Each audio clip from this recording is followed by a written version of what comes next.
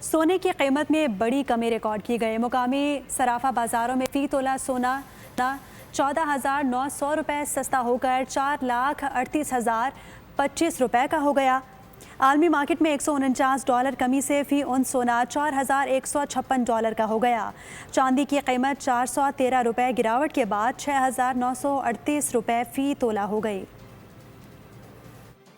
सोने की कीमत में बड़ी कमी रिकॉर्ड की गई। मुकामी सराफा बाजारों में फ़ी तोला सोना 14,900 रुपये सस्ता होकर 4,38,025 रुपये का हो गया।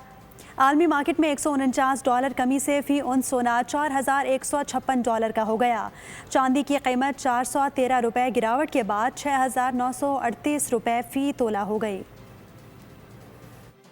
सोने की कीमत में बड़ी कमी रिकॉर्ड की गई। मुकामी सराफा बाजारों में फ़ी तोला सोना 14,900 रुपये सस्ता होकर 4,38,025 रुपये का हो गया। आलमी मार्केट में $149 कमी से फ़ी उन सोना $4,156 का हो गया। चांदी की कीमत 413 रुपये गिरावट के बाद 6,938 रुपये फ़ी तोला हो गई।